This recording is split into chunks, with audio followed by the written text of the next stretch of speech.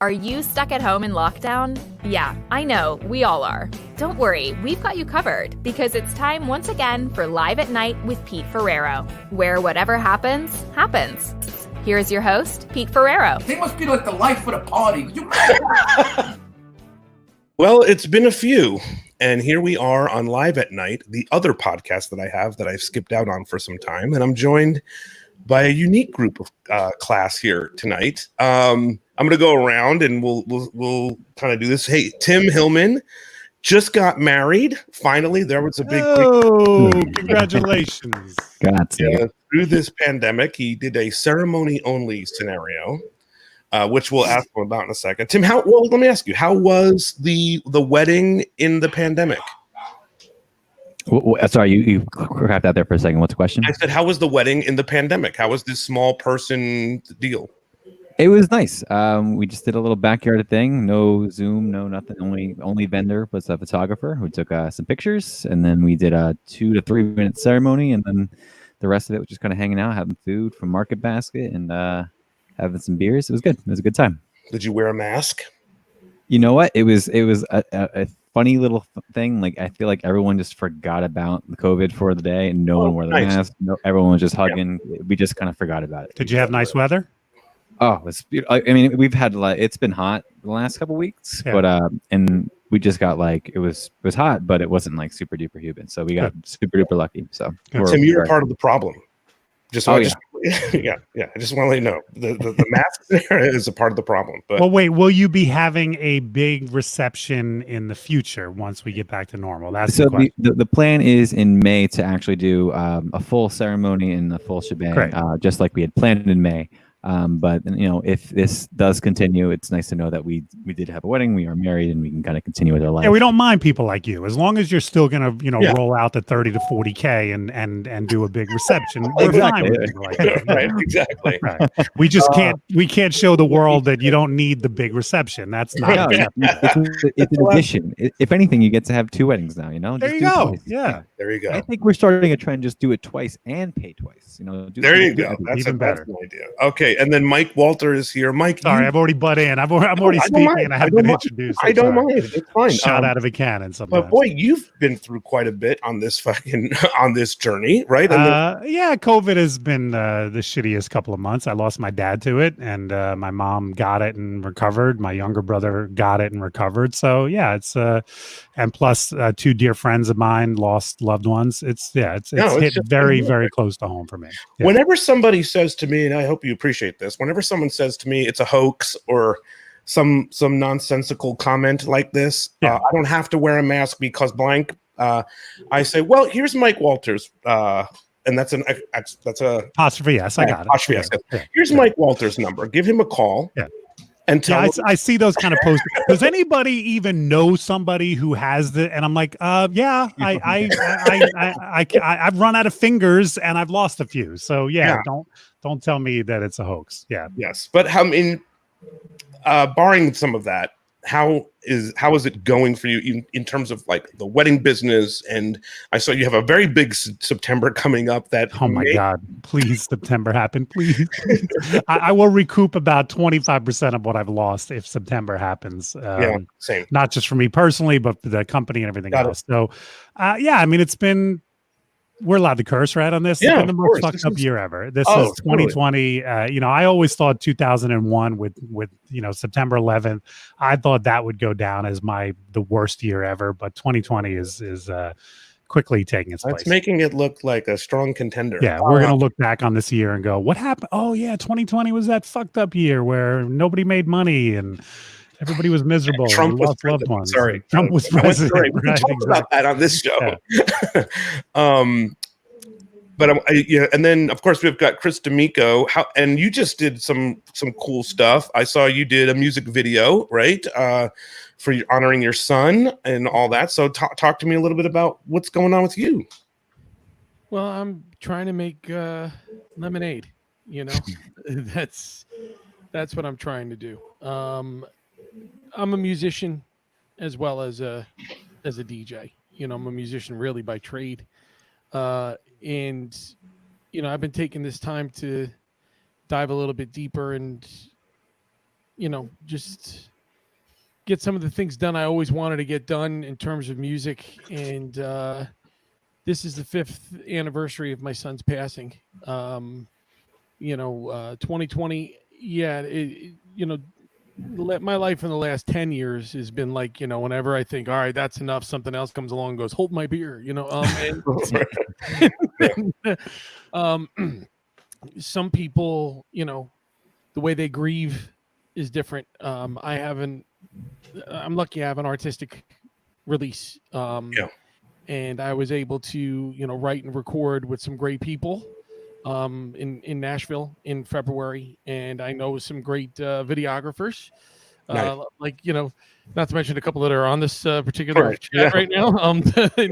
And we put together a concept and an execution of a video that, again, a lot of things that have happened with when it comes to Christopher, my son. There's a lot of things that were just very organic, and the vision that I had in my head in terms of what I wanted to see actually came right there in the flesh. Everything that I wanted to do, beat points of how I wanted that video to go, what the message that I wanted to send out there was, the song, it just, to the way the son even cooperated for the damn video. Right. I mean, it was just a fantastic thing. And it just coincided with the 5-year anniversary of my son's passing. And even then in this pandemic, I've been doing a lot of stuff here down, and I call this the lab, Right. Playing and singing and, just trying to make the best of a really difficult situation. I mean, Mike was just talking about it too. Kind of looks like we ain't going back to work anytime soon. Yeah. And, it's one step forward, 2 steps back. Yeah. And it's crazy times, but I gotta have faith. It's times we're gonna end up getting through and maybe meeting on another podcast in the future going, remember that shit? Oh, wow. Let's hope so. Yeah. It's been scary. I want to ask you guys about weddings in a second, but first let me introduce my fellow 90210 co-host and writer producer Larry Mollin. Right. Yeah, hey man, how I won't get to see you on 90210 this week, so I was like, no, you screwed me up. I'm going to be supposedly flying out on Wednesday night to the East Coast if they let me. I mean, yeah, I'm a little bit concerned. There's been a lot of distressing news about California and the cooties we got here, and so, that's a great way of downplaying COVID right there. Cooties, I love it, Larry. Thank you. That's awesome. Well, look, we were very early mask adapters, and we're doing our best. I live at the beach, and it's people keep it pretty together here, but they, as of today, about an hour ago, the governor in our county closed all the beaches for the weekend. Ouch. That's July 4th weekend. That's a big deal. Yeah, that's a big deal. Isn't this the storyline of Jaws? I mean, I won't be here, so it doesn't matter to me. And actually, it's better for us because, like I said, we live on the beach. The less crowds, the better. It'll be locals only. But no, but everyone here is very respectful of that. And look, we're trying to make it go. I lost a mother also February 28th, and I always wonder if she died of COVID. She died of pneumonias. I mean, well, a week if she had died a week later, they would have done an autopsy. Right. But mind you, she was almost 102 and she still was acting. So she got her money's worth at it and everything. But it's been a terrible time. It's just been a year of loss. And even this week, Chuck and I both lost sons, contemporaries of ours in the entertainment industry who lost their sons this week. Oh, man. Overdose, these late 30s kids. It's a terrible place, LA, for young people. Yeah. You need to create yourself elsewhere and then come to LA, I always feel. Yeah. Well, Larry, you're an East Coaster, right? Yes, I was born on the East Coast, and I lived in Toronto for, I did the 60s in New York and the 70s in Canada, which was like the 60s. Yeah. But you were born in Teaneck. I didn't make that up. I was born in the Holy Name Hospital on Good Friday. Yeah, I was Jewish. There you go. Yeah. Now, you guys, these are all New Jersey people here? These are all New Jersey people. I'm obviously out here, and you're obviously out here. But correction. I'm a New Yorker. I grew up in New York. I'm a Jersey guy now. I give Mike that. He's in New York. I grew up on Long Island, basically, at Merrick. By the beach in Merrick. Terrible places, just terrible. back to what you were saying, Larry, that's actually going to be the hidden cost of this COVID thing. Suicides, drug overdoses. I hadn't thought of that. Yeah. Depression, they have to be counted as COVID deaths too. Just of a different way. I think you're right. Oh my God! I came on here to escape. I thought we were going to have fun and talk about music. This is depressing. This show does become the worst news is that Tim got married, man.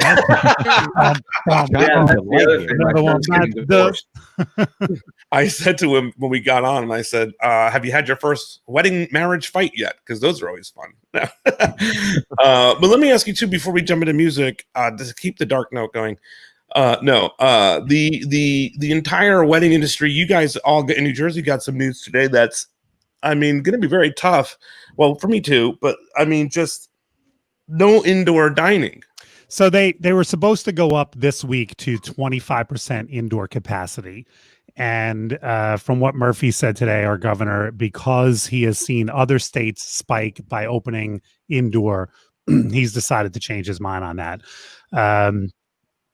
I have a feeling maybe he might say something different next week after the July 4th weekend. Maybe he saw this July 4th weekend approaching and just thought this is going to be a clusterfuck. But who knows? The 25% thing didn't really make that much of a difference in the industry, but it was one step closer to getting to 50 or 75 or 100% capacity, which is where weddings really can start coming. What's it called? New York has a 50% occupancy right now. I think New York has 50%. Yeah. Yeah. So I don't know. It's out here. Talking about how I wonder if New York will follow suit with Jersey if they're following and saying, they are following whatever Cuomo says. This is the first time he's actually stepping backwards.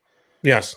From what New York, he's usually just been like, all right, Cuomo says instead of Simon says, and just followed what the heck he had to do. And this time is the first time he's like scaled it backwards. I always know shit's going to hit the fan in the morning when I get 3 postponement emails. Yep. I'm like, something's happened in New Jersey because it's way later for you guys. It's like 8 o'clock. The way I'm guessing it is the wedding venues and the clients need 6 weeks. They need a 6-week window to get everything together. The clients need to know for sure within 6 weeks we're definitely having an event for just the whole planning of it sense. So if we don't know what we're doing after the July 4th weekend, we can pretty much kiss most of August, if not all of it, goodbye. Do you have August right now, Chris? I'm sorry, this is getting into wedding. We're in the weeds here on weddings. Yeah. No, I do. Same. My first August wedding is August the 9th. Mm-hmm. I do not see. I'm just sorry. Not happening. I hate to be this. It's not happening. I'm waiting, just for the calls and the shifts. And Same. now I'm starting to have that problem of I'm running out of places to put people.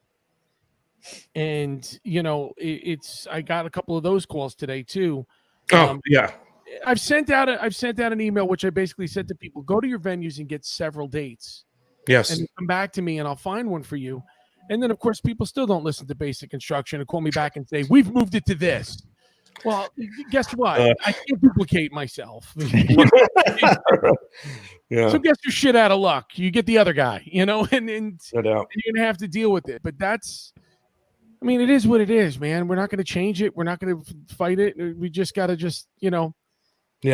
the big 6-foot shit sandwich that we're fed over here, Pretty much. It's I can't see anything changing with this anytime soon.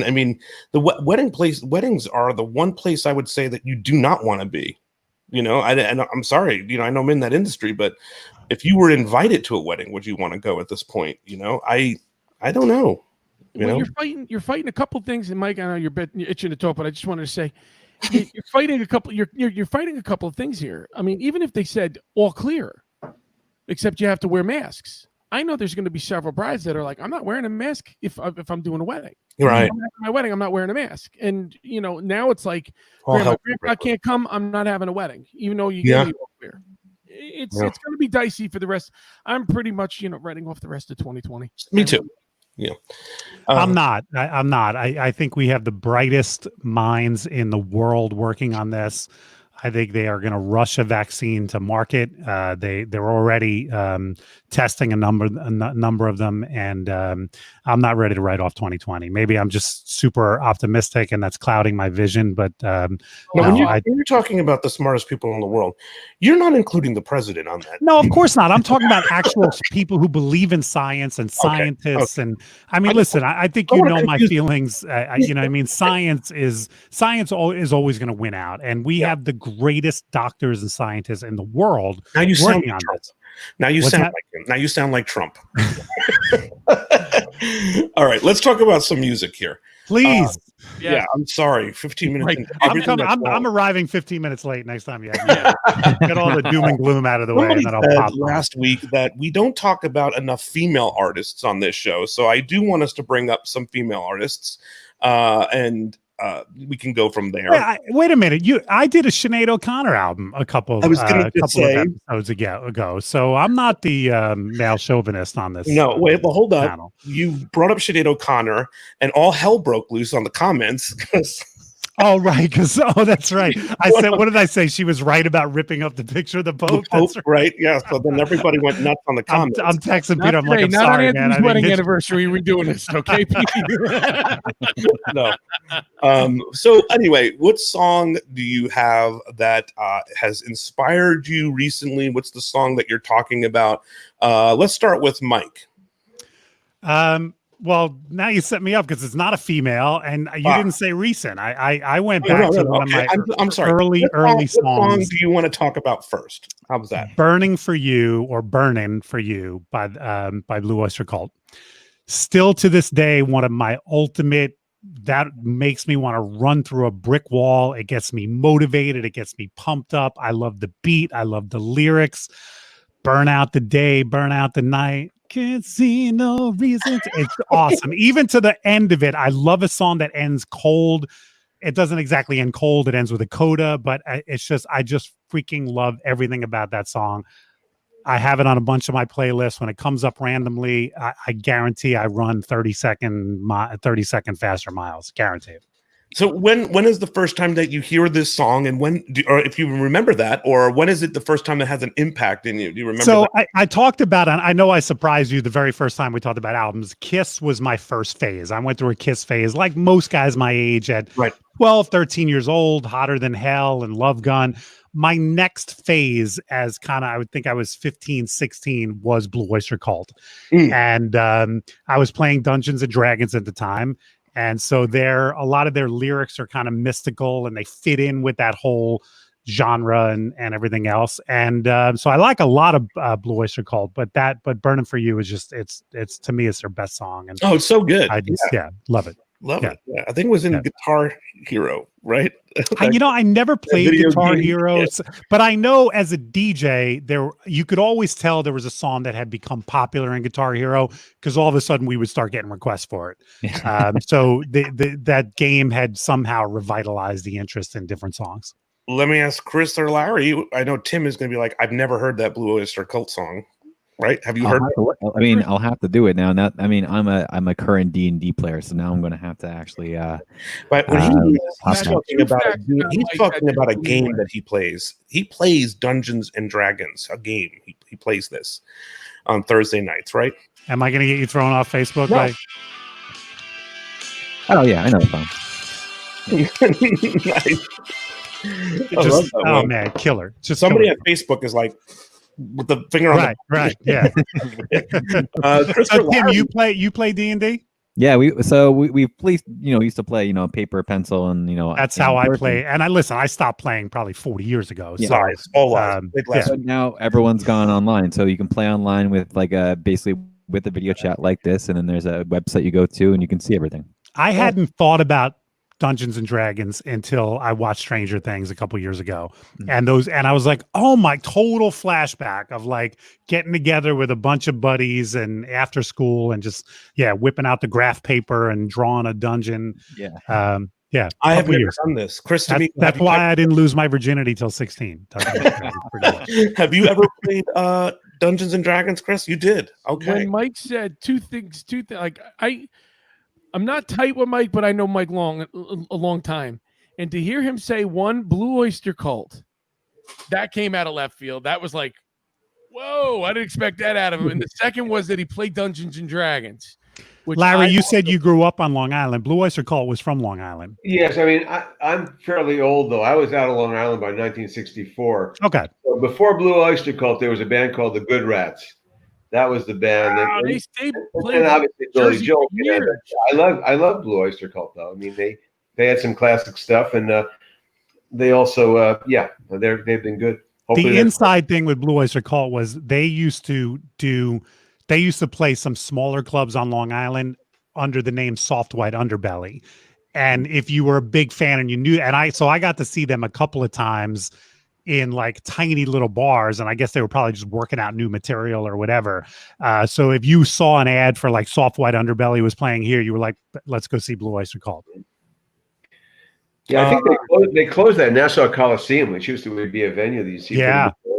I saw my very first concert there. Yeah, they opened it back up and then closed it again, right? I think that's bizarre.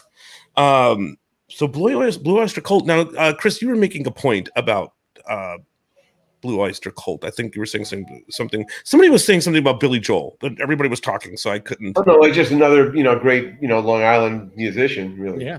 Yeah, and Chris, is obviously we've done a bunch of these, and Chris's we've all done our diehards and who's the most, our bands or whatever, and obviously for Chris it's Billy Joel. So just to kind of catch you up on that, yeah. And for Mike, it's Prince, I'd say, yes. Yeah, yes. Although I do not have a Prince song on time. For me, it's the Stones. For Tim, it's Green Day. Do you have, before we get into more of these things, do you have a band that is your band? For me? Yeah. I would say all time of the band, I would say. Wow. Oh, very cool. Nice answer. Yeah. Yeah, my brother, who's a music producer in Nashville, does get to work. He has worked with Billy Joel, so I passingly got to meet him. But he also had a house in Martha's Vineyard when he was married to Christine Brinkley, which is kind of a long time ago. Yeah. Uptown Girl. For sure. Larry, you've gotten to do a lot of stuff in TV with music. On our other show, the Beverly Hills 90210 show, we talk a lot about the storylines and all that. But what about maybe talking to us about some of the bands that you got to interact with as a part of that show? Well, right before, when I came to LA in '78, I got involved in the punk bands because it was kind of a reaction against, what was going on in the bigger music, all the big bands, American and all the, the hair bands and stuff. And the Cramps was such an exciting band. I saw them once and I was really glad to be able to bring them to 90210 for a Halloween episode. I remember that. Great. Yeah. And we did also a brunch, a Sunday gospel brunch, and we had the Blind Boys of Alabama. I mean, that was freaking great because I grew up as a kid on Long Island. You could get WWRL, which was the station out of Harlem, and you could hear on Sunday nights that music, the Dixie Hummingbirds and the Swan Silvertones, and that was just one step. It was rock and roll. You knew that there was all a relation there. You just took away Jesus and saved my love, and it was all the same. And right. For Sam Cooke, you see all these great artists came from there, so that was exciting. So yeah, seeing the Blind Boys was good, and we had the Goo Goo Dolls on the Queen Mary was a real high point. Yeah, what were they like? What's that? They were very nice. The main guy is Johnny Rez. I forget. He has a lot of consonants in his name. Yeah. But yeah, they were very grateful. It made them a lot of money in a way. It really gave them. They had already been hot, but it really pushed them over the top for that next couple of years. And they were a good rock band, I thought. They played good stuff. They were right in the time, I thought. And we had an interesting band that I liked for the New Year's show. We had the band called the Corrs. Totally. Yeah. It's kind of I always kind of like these crossover bands with a lot of roots, ethnic roots stuff, especially the Irish stuff, like McGarrigle Sisters stuff and things that transfer. And the Corrs were really, I thought they were a really exciting and very special time. Larry, I know these guys they probably don't watch our Beverly Hills 90210 show because they're just not, it's not their thing. But I would love for you to tell them the Spice Girls story that you told on. Oh yeah, well, yeah. I mean, we already went viral for it. So okay, so we were getting ready to do our season ender of season 7, which I'm writing. It's a 2-hour college graduation, and we wanted to do it up big.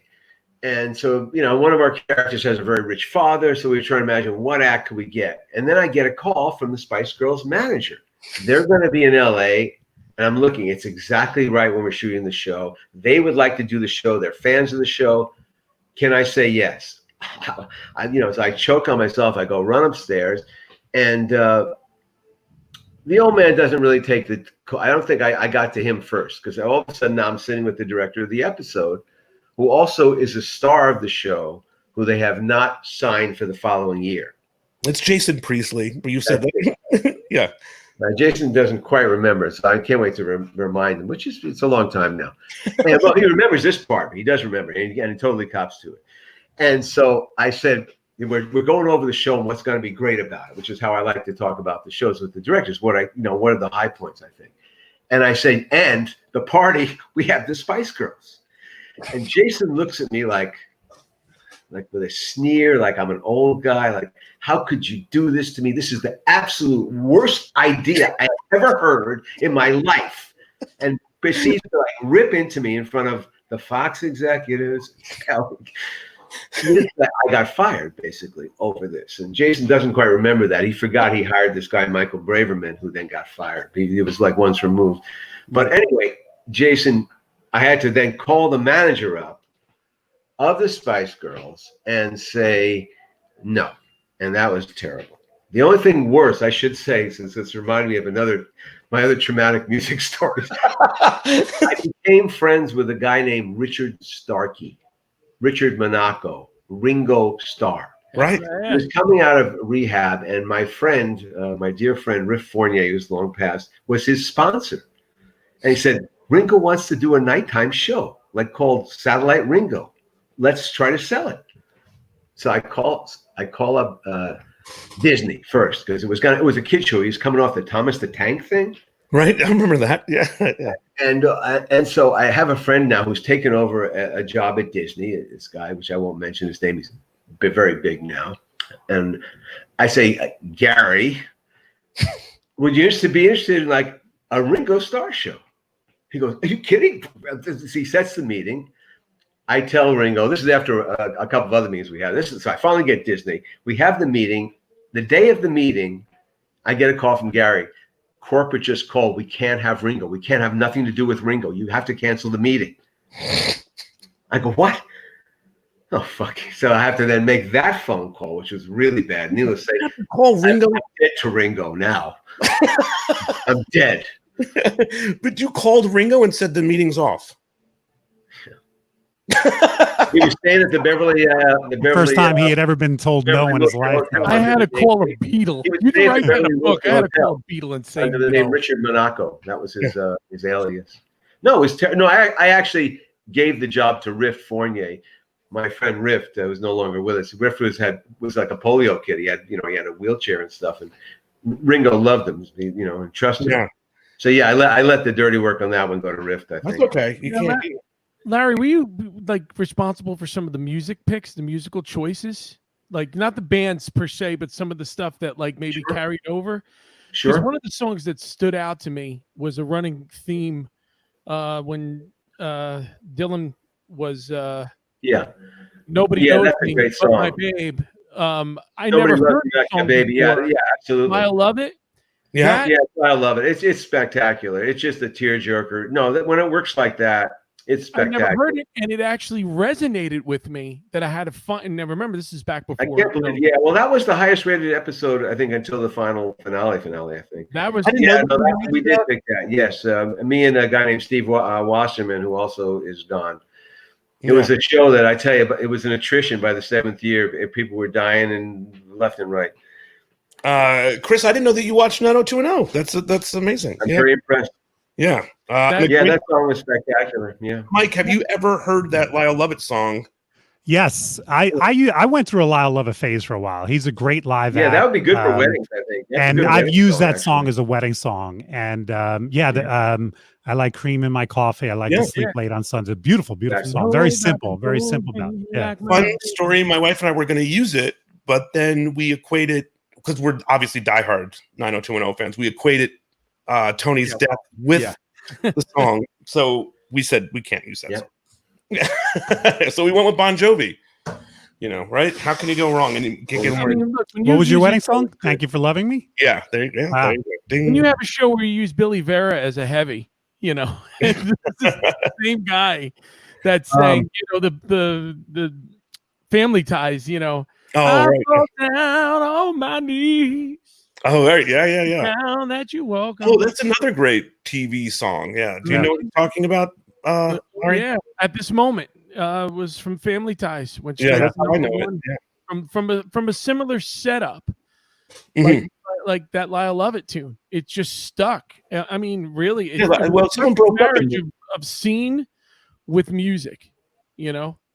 Right, that was a breakup, right? I think for the Family Ties one, I think Michael J. Fox's character broke up with his longtime girlfriend on that, right? He was in love with the tutor, and he never told her that he loved her, and they went unrequited, you know. And it was like he was on a train or a bus, and he was like, I should have told her, you know, with one of those things. And it's like she ended up at his bus stop, and like the song plays, and they have this, you know, elaborate. I think he married that girl in real life. In real life, he did. It's Tracy Pollan. Yeah.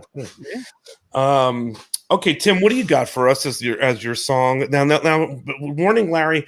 Tim usually goes so obscure that we're all like, I never heard it. You know, we're always fascinated by where he goes with this. So I had two picks, more of one modern that is in the genre that Pete just described, and one that is a little bit older that kind of is in the vein of the soundtracks that we're talking about. So should I do two in a row, or are we doing one at a time here? One at a time. What the fuck do you get this special privilege? Didn't you send him a memo, Peter? We all got the memo. I mean, just one at a time. What the heck? Where is that coming from? You know what it is? The wife needs him, so he needs a kick out of it. You notice how many times he's left already? Obviously, he's doing chores around the house. Say your song and drink your fucking beer. 30 more minutes, I'll be on this. I don't know. Oh, Tim, you forgot to take out the trash. Yeah. Reminds me, I do need to take out the trash.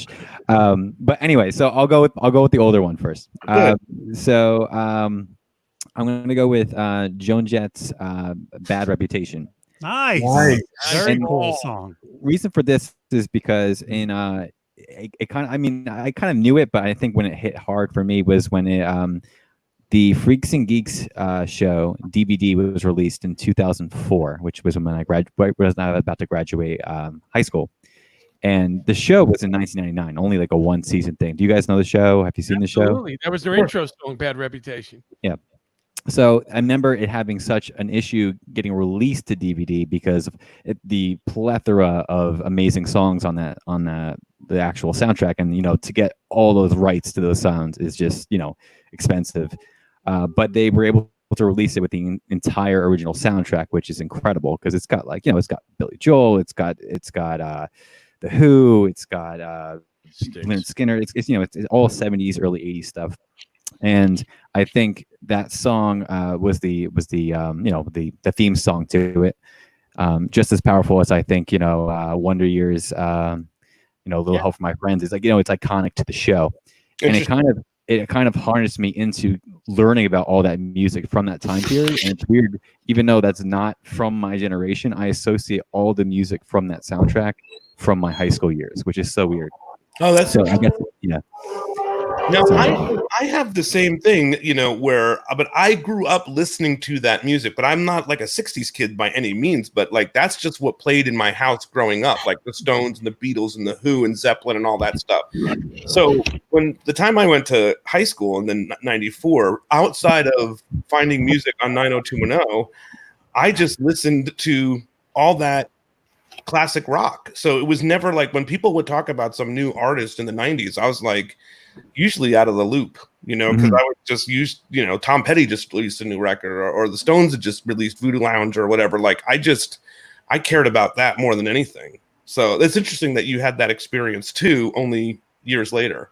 Yeah, it's bizarre. Like I listen to those songs now, and I don't think, oh, that's like before my time. I think of, oh, that was from high school. Yeah. And also on that note, 90210 has had a ton of shit with just not being able to secure the rights to,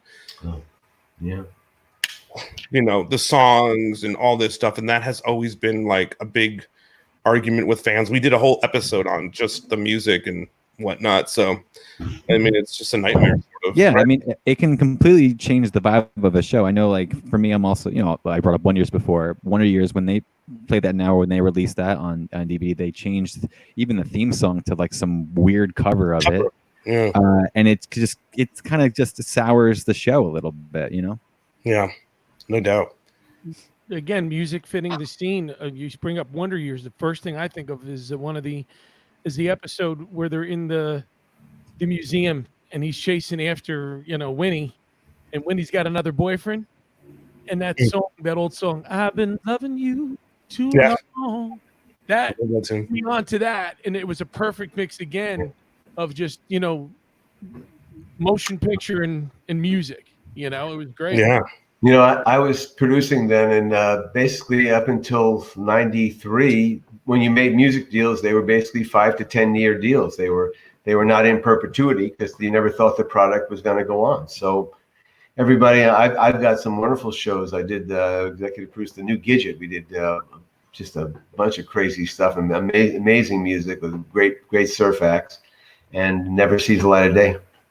Yeah, and that's why if they just deem whether it's 90210 for the most part did restrip a lot of music. Some shows just get buried, so at least they did replace it. Some shows just don't get played.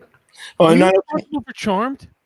Because it's the same kind of setup. Were you responsible for Charmed? No, because it's the same kind of setup where I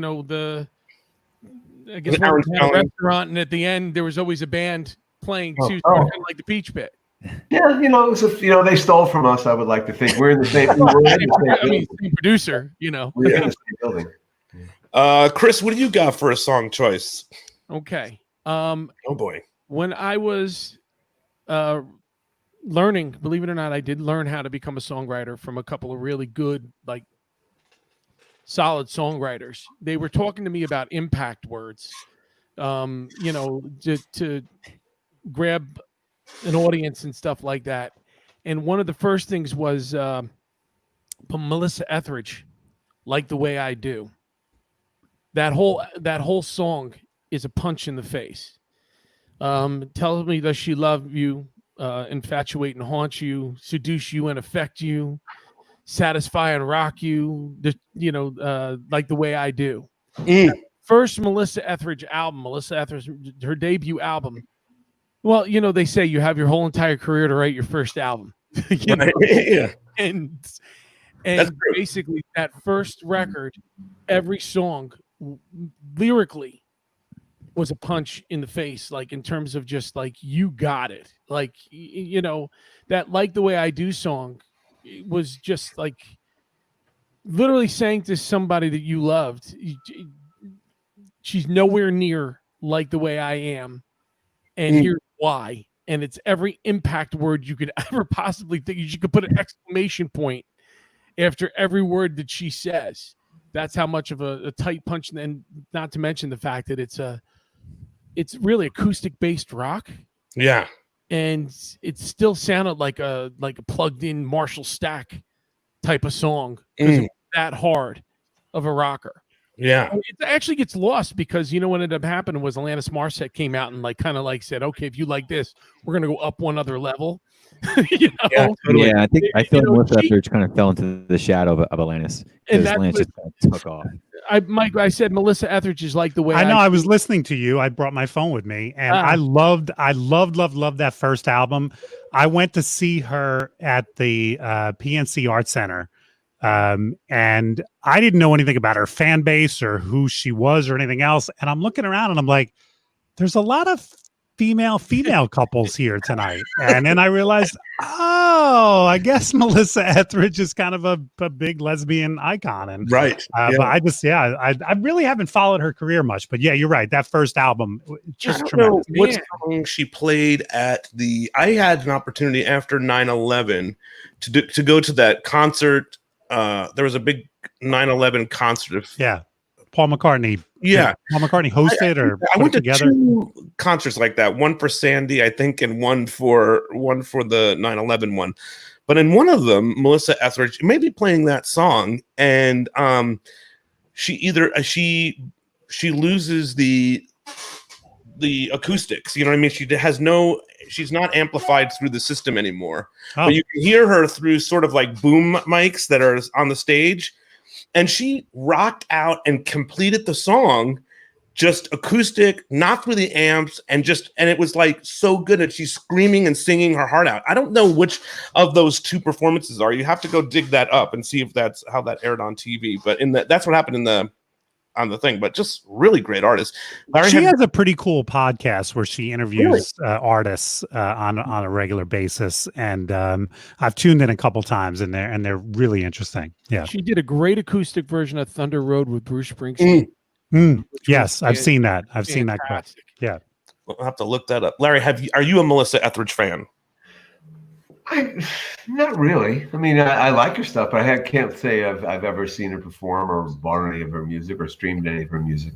Right? Yeah, that's okay. You don't have to. This is a free zone here. And Chris D'Amico, real quick, you had an opinion on Facebook. You're not allowed. I don't know if you know that. You're not allowed to do that. Yeah, God forbid I have an opinion. Yeah, just kidding. That's a little insider. Hey, Tim, what about you, Melissa Etheridge? What about her? Yeah, I mean, are you a fan? Not a fan? What do you got? I think I definitely lean more towards the Atlantis. But listen, I feel like early '90s had so many heavy like power women in that kind of role, and I think it rode a wave. And I think that Melissa Etheridge definitely kind of like, as much as she was huge, I think fell into the shadow of Atlantis just because she got every single award that in 94, 95. Yeah. But Atlanta, like I said, Melissa basically like said the clean version. And Atlantis came and kicked the door open and just said it the way, somebody in a conversation would say. Yeah. Point. What's her? And I'm here to remind you. That song is her version of Melissa Etheridge's "Like the Way I Do." Sure, totally. Yeah, I get that. Larry, do you have a song that you would like to talk about that has been? I'm trying to think.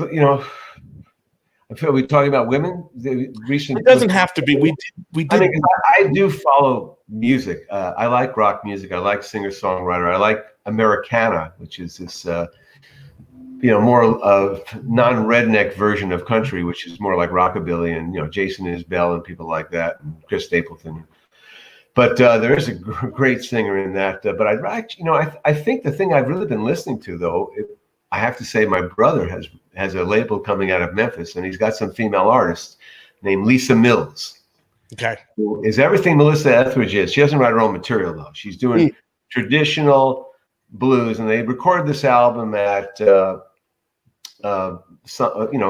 Memphis and also in Muscle Shoals and one other place. The album's called The Triumph, because it was and recorded with the Swampers in Muscle Shoals and all the other players. And this girl can just tear it up.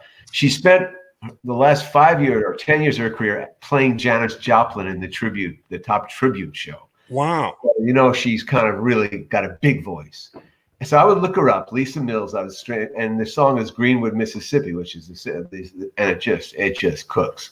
I like that. I like roots rock and roll a lot, I have to say. Well, you're a Stones fan too, I think, right? I mean, always been a Stones fan. Always hated the Beatles. Thank God my wife also hates the Beatles. Right. I didn't have to tell Ringo that. Right. But because the Beatles, when I grew up, don't forget, I was like I was a junior in high school. It was like they were a threat. Like, we wanted to all listen to the Motown stuff, and now the Beatles, all the girls are going crazy about the Beatles. It was like bullshit. And then the Stones, they seem to have it right, because they basically went to the blues. They basically took all the bluesmen and, Yeah. And they just had it. There's so many great albums. And, like I said, I got to, to be on stage theoretically with their gear at the Rose Bowl for the Voodoo Lounge show when we filmed there. When I played their roadie, which was. Yeah. Well, I don't want to. We've got an episode coming up with that, so let's not. That was a little teaser, Peter. Just a little teaser. I'm gonna pick this week I've got two female artists that I pick, and very similar stories. But I'm only going to tell the first one first, and not pick two like Tim tried to do there. Sheryl Crow's record, Sheryl Crow. Okay, I think there was a record prior to that, the Tuesday Supper Club or whatever that is. Yeah, that was her debut, right? Tuesday Supper Club. Yeah. I like the second record, Sheryl Crow. You're wrong. The first record is much better. Well, you're just wrong on that. I don't know. Maybe I didn't. Maybe the timing just missed me on the first record, and I picked up that second record, and I just played the shit out of that one. Like we talked about, we lived in a record, and I can remember that I was working for a travel agency. I was just out of high school. I did not like this job. My dad asked me to go do this job and probably asked those people to hire me too. So we both thought we were doing each other a favor and we weren't, and they would send me to the city to do like tech support. And I fucking hated the job. You know what I mean? I just hated the people. I hated the job. And I was digging through this Sheryl Crow record. And then there's a song on there, A Change Will Do You Good, right? I mean, we all heard that song. And I was like, fuck yes. I went back from this New York City run, which I don't even know what was in the run anymore, And I just said to the guy's name, Bob Madden. I'll never forget. I said to him, yeah. And he used to correct me, Bob Madan. I was like, okay, cool, man. That's cool. I quit. And that was it. So the I change, A Change Will Do You Good had me leave that travel agency. Isn't If It Makes You Happy also on that record? Totally. Yeah, you might be right. That is a pretty good album. Yes, I think the debut is still better, but it's not. But that second album is pretty damn good. That's a great song. It makes you happy. What the hell are you so sad? Yeah, the version of that song I ever heard was from Storytellers. Listen to her version from Storytellers. Remember VH1 used to do? Yeah, Sure. Yeah. They were coming after the first record, Tuesday Night Supper Club. Mm-hmm. They were coming to the studio, going, "When's this next record going to get done?" And she was telling them, everybody in the record company, that they were doing a country record. They were like, you can't. And she's like, yep, I'm going to be like Loretta Lynn. And she was doing, and she did a pedal steel countrified version of If It Makes You Happy on that VH1 Storyteller. I wish that she would re-record now and put it out, because it was still just as good. It worked as a country record. It was fantastic. She still sounds so great. I saw a viral video that I don't know if it's a viral video, whatever. She posted a video on her Facebook or Instagram or something like that. And she's been doing it in quarantine, where all the musicians kind of like do what we're doing. I don't know how they're doing it. Chris D'Amico knows how to do it. It's fun. It was so fucking cool. I mean, I forget what song she did, but just like she still looks so good, and she still sounds. Didn't the Stones have her? They had her open for them, right? On one of their tours. They've played with her a few times. They like her. Yeah. I mean, I know that they've done "Live with Me" together on one of the pay-per-views, and I think she's done "Hunky Tonk" or "All Down the Line" somewhere. Yeah, Mick loves her, and Mick and her did that song "Old Habits Die Hard." I don't know if I think that's on. On one of his solo albums. Yeah. I don't think I realized she was on that. There's two versions. Oh, okay. Yeah.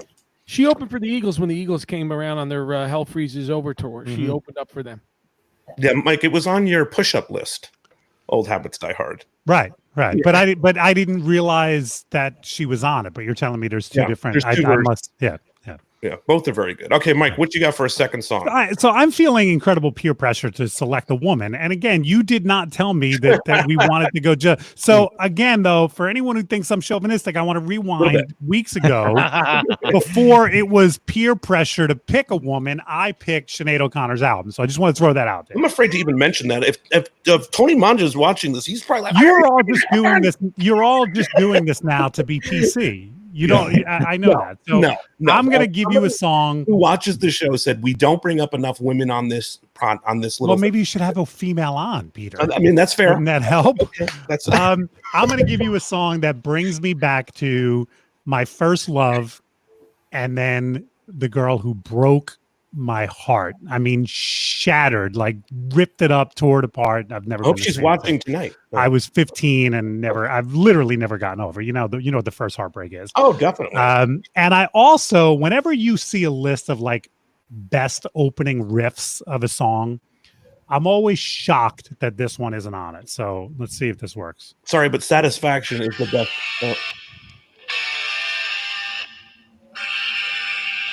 Is that coming out? Yeah, I hear it, but I don't know it. Journey, Stone in Love.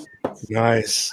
That is such a great right. Those crazy. I should not sing while Chris is on this. The lyric for lyric, it reminds me of Katie, except for he says something about a golden girl. She wasn't blonde, she was brunette. But other than that, I mean, that song still, when I hear it, it brings me back to that time. It brings me back to her dating her, and then her now she's a golden girl. Destroying.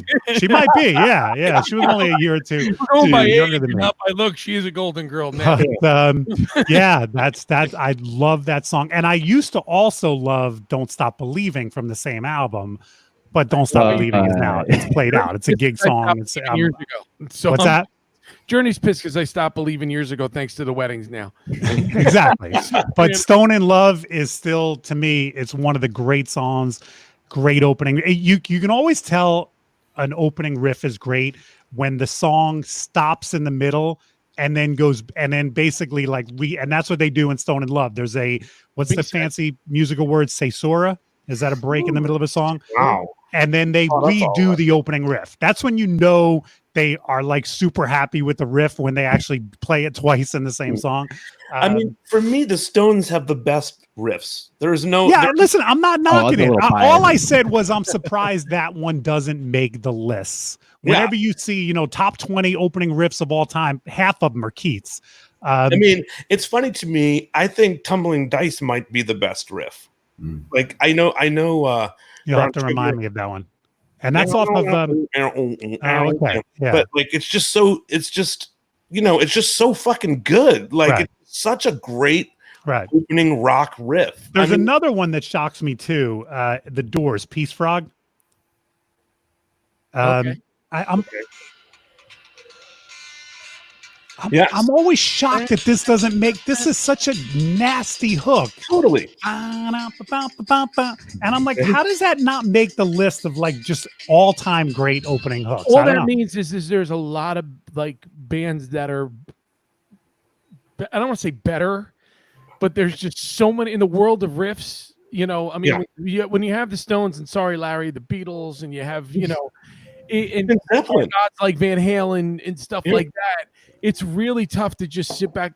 That is a killer opening riff. But I don't think of the Beatles. I'm trying to think, what is the Beatles' most recognizable opening hook? I don't think that they were known more for melodies and lyrics, I think. Revolution. If you want to talk about like Revolution is just come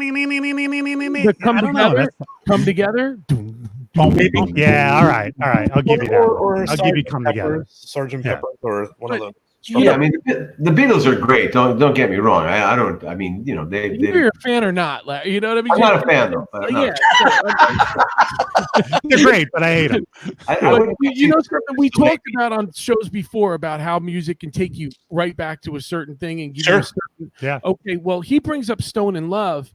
I remember when Facebook was just like starting to become a thing. The good old days. Right around the time of my 20th year reunion.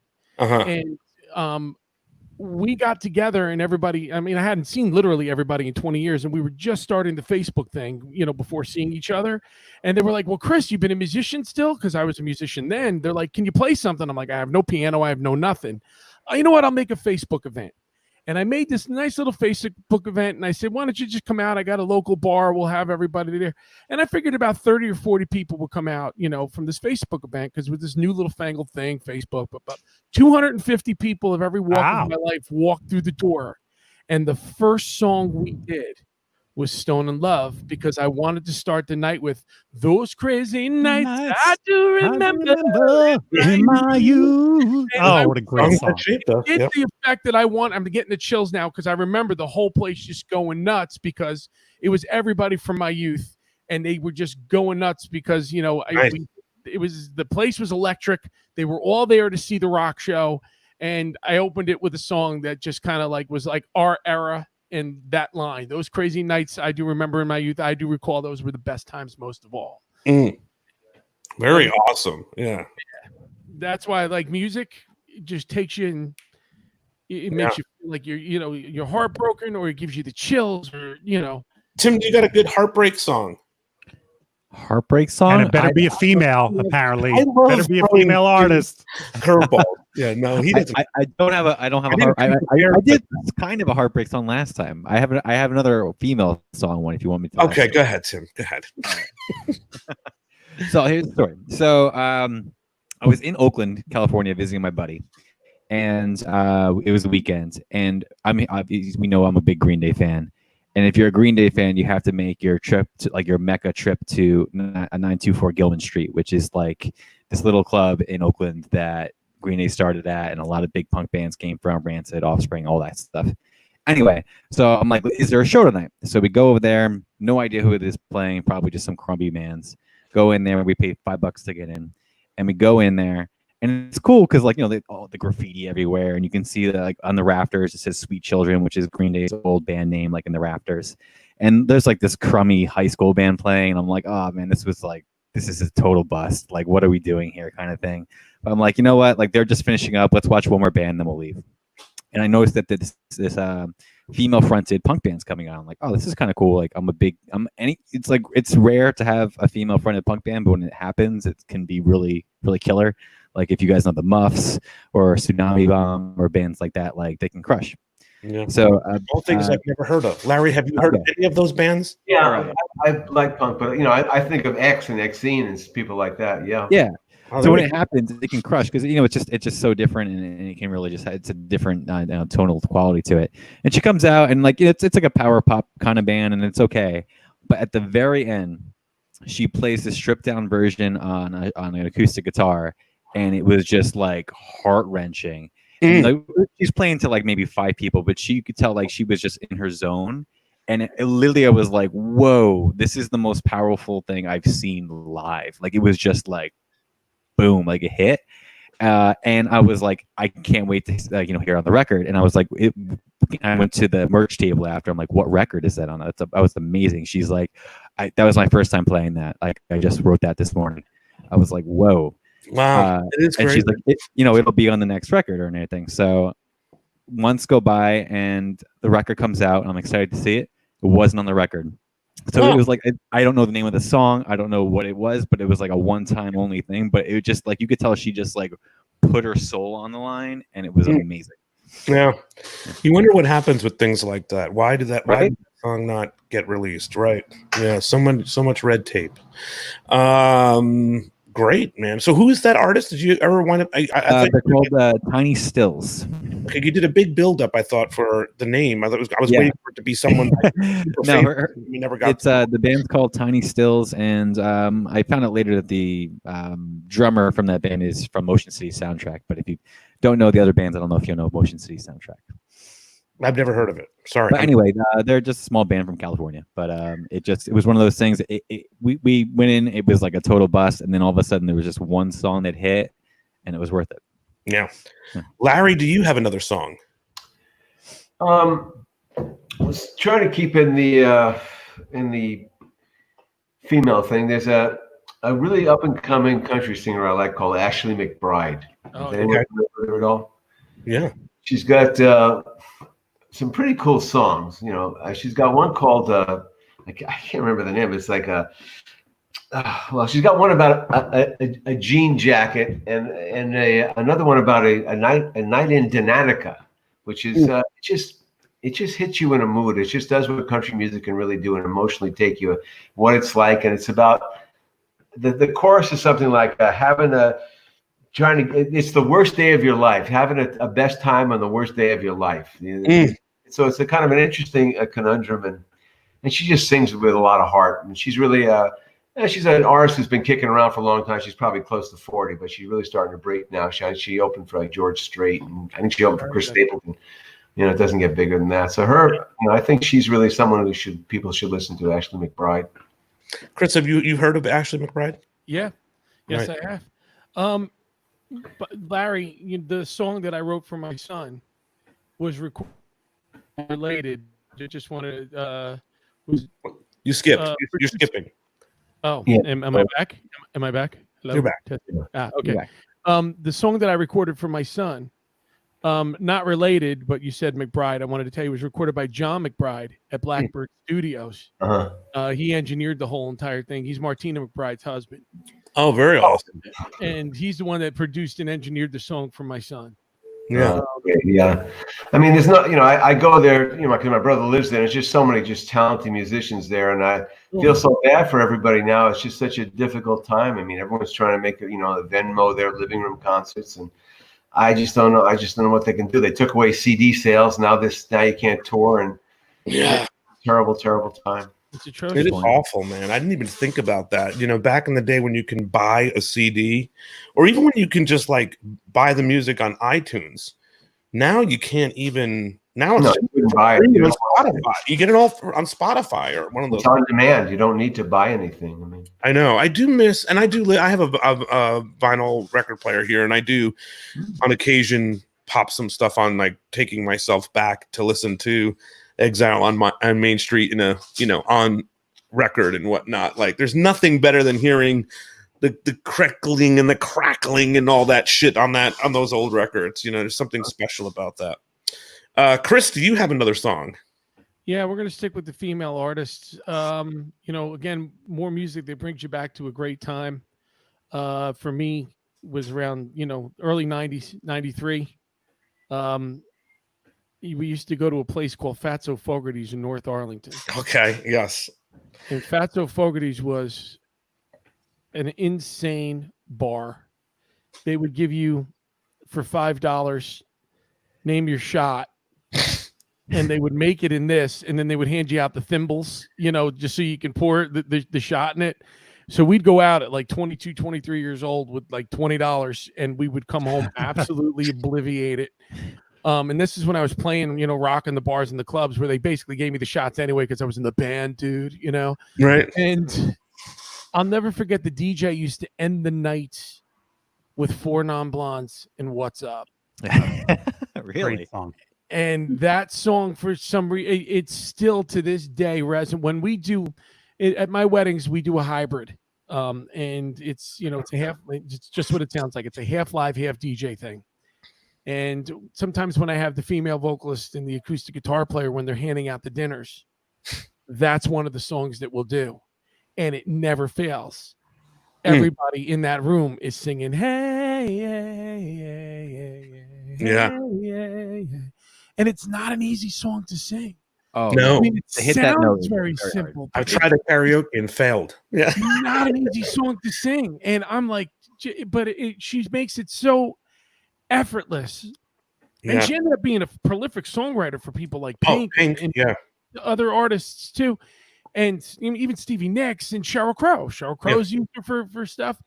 And but if you want to talk about a song that instantaneously brings me back to that bar. I mean, girls used to get on the bar. They used to put their bras on the friggin' ceiling fans, and they used to have turtle races in the back. And Wow. Yeah. it was just a crazy time. We could get away with all of that shit. You can't. There do was it a anymore. techno remix of that song in the mid remember that. '90s. I think it was I remember DJ. I want to say Maiko. I can see it written out on my. And I just did a '90s themed live stream the other day, and I ended my set with that because I was up in the high 130s. And I was like, "Oh, this will be perfect." And I said, I was like, "How many people have had this exact thought multiple times?" Yeah. In the last, what the fuck is going on? That is a great song. Mike, I'm just curious about your live streams. Are you still doing them? And Yeah, but we how switched come over I to made Twitch. one fucking music video and got thrown off of Facebook? Well, But I have been. I'm completely thrown off. I can no longer post videos on Facebook. are you kidding me? No. So yeah, we've switched over to we created a channel on Twitch, which you don't get nearly as many viewers, but it's better than getting thrown off every 10 minutes. It's, Yeah. yeah. Wait, you really can't post a video on Facebook? I have not been able to personally post a video. And I'm talking about, like, I shot a video of Donovan, my puppy, running around the other day and tried to upload it. And they're like, you are banned from posting videos. Oh, I don't want Seriously? I don't want to get banned. Listen, I've done 8 video. Mike, I don't know what your news feed looks like, but I've done now 8 videos with my friend Lauren. Yes. And we've done tight covers. I mean, like tight covers of songs, and they haven't been kicked off yet. Yeah. I got kicked off doing a live stream of me playing to a couple of the tracks that I made live. I ended up doing my first, Mike, I know I saw you did your first wedding.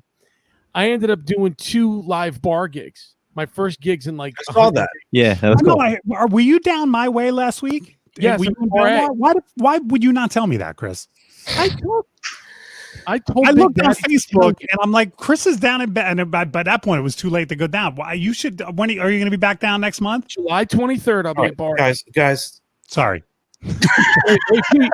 Tangent. Please. The people are like, I don't give a shit. I'm gonna get my signed copy. Yeah. I was not going to bring Before we this leave up. here, both of you have books. So listen, Mike Walter's book. This is it on this date in music. Thank It's you. incredible. I purposefully, I didn't even, if somebody said something before and I was like, in my book, and I was like, nope, shut up, don't do that. He brings it up every time. I had to this time, Mike. And mine is not here. It's in storage in New Jersey. It did not make it on the trip. I apologize. That's all right. But I was hoping to get another. I'm going to order another copy from this week. But Larry Mollin also has a book called Saint Mallow. There's a lot of great music stuff talked about in there. It's not a biography. It's a book, right? Yeah. Literature. Yeah, it's literature. It's phenomenal stuff. And you can go to LarryMollin.com to get that. Larry, are you saying it's a novel, Larry? Yeah, it's a novel. It's fiction. But, Okay. the first novel. I have a second novel coming out in September. I'm working on a third. It's about a treasure hunt, but it echoes in time. It has a lot of subplots another time. I tried to make something that would not be made into a movie, because otherwise I'd write a screenplay. It made no sense. So I tried to write something that would all come together in a literature kind of way. And also I got to tell a lot of stories about Hollywood and wrestling and music. And what was it? What's the title again? Saint St. Malo, Malo. Yeah. It's phenomenal. I was reading it on the plane. I take some time to read, Larry. I apologize. Are we doing shameless plug? My shameless plug or no? Go ahead, Chris. Yes. What do you got going on? The song that I wrote for my son, as well as several others that I've recorded, is on every major streaming music stream now. Amazing. Under Spotify, Chris D'Amico? Pandora. Yeah, It's under Chris D'Amico. Just purchase it, Larry. Thank you. Look forward The to it. song is called My Love Will Find You. The album is called, the EP is called My Love Will Find You. It's got that and 3 other songs that I've recorded on it, and they're on all the streams. It's under your name. Chris Under D'Amico. Yep. Yeah. My Love Will Without the Find You is an apostrophe, though. amazing. They won't let me put the apostrophe, so it's Chris D space A MICO. My Love Will Find You is an amazing You song. gotta love shit like that where it won't let you put the apostrophe in, right? What about shit like It just makes it, you know how hard it is, like going places where, like, they're like, well, can I have your name, please? And then I have to spell it, and they're like, I don't find you in the system. They'll try it with the apostrophe. And it's not like apostrophes in last names are weird. Like my wife has it, O'Neill. To me, I mean, there's a lot of you could see if it was like an asterisk in a last name, they'd be like, we can't handle that. But And the drama with getting put into a system, by the way, is really got to change. I just went to a Guitar Center this week to get something repaired, and they put my name in the system. Then I was looking at something else, to buy something, and I bought it. And they're like, I'm sorry, you're not in the system. I was like, but the guy literally just did it. Yeah. Like, what is with the system? What system do you have? It's Why is it so flawed, this system? Anyway, my last one I'm going to pick it's this very similar story, and then we're going to wrap here to the other one where Sheryl Crow had me quit a job. Do you know Sarah Bareilles? Have you ever heard of that? Sure. Artist? Beautiful. Sarah voice. Bareilles. Okay. Wedding favorite. So, okay, I'm not going to say the place that I used to work at, but you guys all know where it was. And I used to work for a wedding studio, and I was leaving that wedding studio to go and start my own business, which was very dramatic, for a lot of the people that were involved with that decision. And so, there was a date that fell into place where it was like I had a gig where I was going to go to St. John's and this beautiful island and film my I think I told this story at my birthday party, Mike, so this might be a repeat of a story for you, but where I was like, where they were like, they'll fly me out. I was going to, shoot this gig or whatever. And it also fell on the date of a studio gig. So I was very contemplating this whole thing back and forth. And he was sending me a barrage of texts, very rude texts, because I wanted to make this decision. And Sarah Bareilles' King of Anything came on while I was on a long drive. Great. And I was like, fuck, you're right, Sarah. Who made him the King of Anything? And I was like, I'm sorry, man. I'm out. I'm not doing that. I cannot do that date. I'm really sorry. I will do any other date but that date. And that didn't work out well either. So, but Sarah Bareilles. So 2 females that got me out of things that I didn't think I should be doing any longer. Sarah Bareilles. Anyway, guys, listen, I think this was a lot of fun to have you all here. Larry, thank you for spending the time with us. Nice to meet you guys. Nice to meet you, Larry. Listen to Chris's music. And I was going to say I was going to miss you this week from 90210, so I was like, let me include you in this. Before you go, do you have any good, quick? Larry also worked for the WWE for a little bit, right? Yeah, for a couple of years. Do you have any good little WWE anecdotes that will just get us into the mind of what that world is like? They're in a lot of heat right now. I don't know if you know about that. Do you know that they have like 30 positive COVID cases at the WWE right now? I guess. I mean, it's. By the way, I show up in 2 lists on Twitter. I notice 10 people Vince McMahon doesn't want you to talk to, and then 10 people that Stephanie McMahon doesn't want you to talk to. I don't want to get into an extended story, but there are some stories in the book. But when I first went there, literally, I'm catching a fast-moving train. I think I arrived in like Moline, Illinois, or whatever, and I'm supposed to write. And I go to my first what's called an agent meeting, which is basically the show's going to happen live in 3 hours across, a big fucking deal. And everyone's just arrived 2 hours before. Now the writer sits up with Vince and tells Vince what's going to happen. This is kind of the rundown for the agents.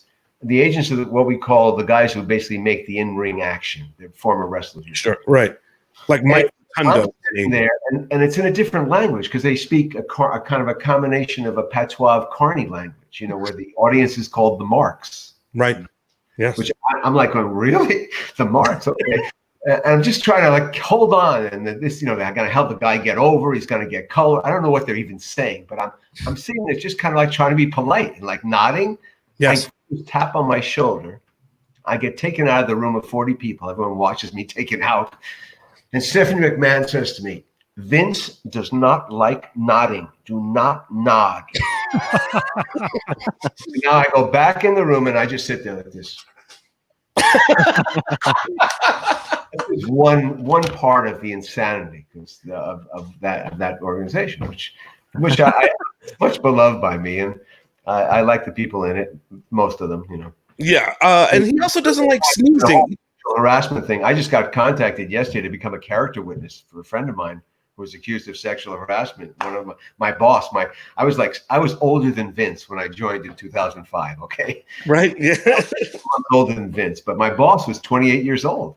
Right, like 2005, and I guess he got accused of sexual harassment with a bunch of other people. So he's looking for character witnesses, and he was straight with me. He was a good guy. I thought so. I don't know what's going on.